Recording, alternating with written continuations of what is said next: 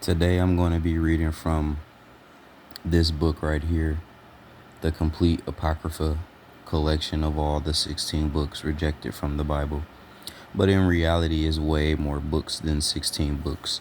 Once you actually look into how many books were actually in the written scripture before it was dissected, even before different religions came about, it was said to be about 366 books, maybe even more than that.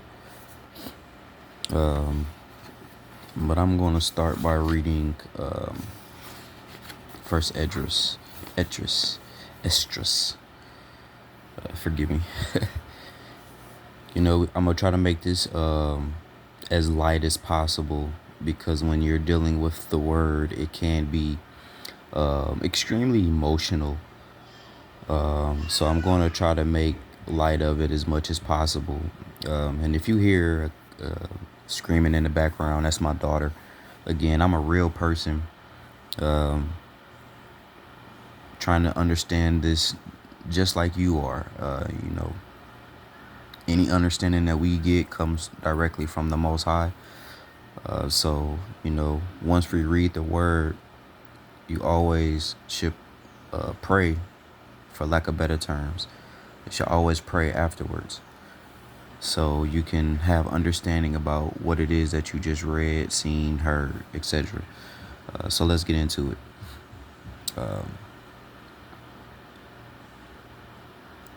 1 Esdras. As you can see, starting off that it starts off like mid-sentence, and you will notice that a lot of the scripture is indeed fragmented. Scriptures are taken out, words are taken out, etc. And I'll get into that later as to why that is. But it says, offered the Passover the 14th day of the first month, having set the priests according to their daily courses, being arrayed in long garments in the temple of Yah. Always understand too that when you see the word Lord or God, I'm going to use the word or name Yah or Yahaya or even Alahaya. Verse 3. And he spake unto the Levites, the holy ministers of Yasharal. Yasharal is Israel. The true Israel is Yasharal, but then you also have a Israel, right? Okay. And Israel does have a Lord, but I'll get into that later too.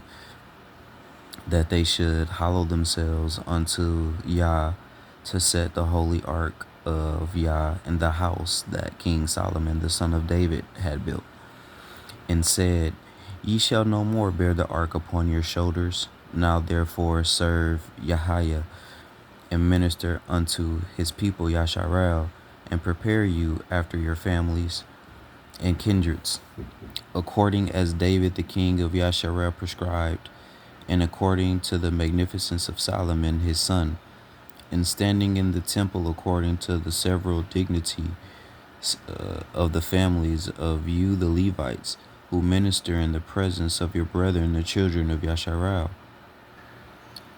Offer the Passover in order, and make ready the sacrifices for your brethren, and keep the Passover according to the commandment of Yah, which was given unto Moses. And unto the people that was found there, Josias gave 30,000 lambs and kids, and 3,000 calves. These things were given of the king's allowance according as he promised, to the people, to the priests, and to the Levites. And Helkias, Zacharias, Silas, the governors of the temple, gave to the priests for the Passover 2,600 sheep and 3,000 calves. And Jechonias and Samias and Nathaniel, his brother, and Asabias and Ochiel and Joram, captains over thousands, gave to the Levites for the Passover 5,000 sheep and 700 calves. And when these things were done, the priests and the Levites having the unleavened bread, stood in very comely order according to the kindreds. And today, that's all I'm going to read, because I just wanted to dive deep into this part so people understand that at one point in time, it was a big thing to sacrifice animals. And this is one of the reasons why the Messiah was reincarnated into this world, or carnated into this world.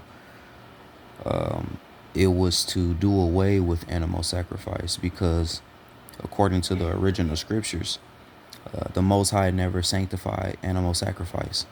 There was no need to sacrifice an animal in order to cover your blood. The sacrifice ritual never included animal sacrifice. It had something to do with prayer, meditation, fasting, and some other things that I'll get into later. All right. So these biblical accounts of priests and Levites offering animal sacrifices, there's a whole thing as to why people say these teachings are actually from Satan and not actually from the Most High. And again, this is why the Messiah came incarnated into the world, so he can do away with animal sacrifice, because the Most High, his Father, never sanctified animal sacrifice in the first place. Right? All right. Well, I love y'all. If you never hear from anybody, you always gonna hear from me. I love you. All right. Keep your head up. Be strong in the Most High. Endure. And keep your faith. When you no longer have faith in man or woman, beast or animal, plants, herbs, whatever you give into and you call your Lord, always understand that the Most High is with you. When you decide to do that, when you decide to give up whatever you call Lord for the true Yah, He gonna be right there waiting for you.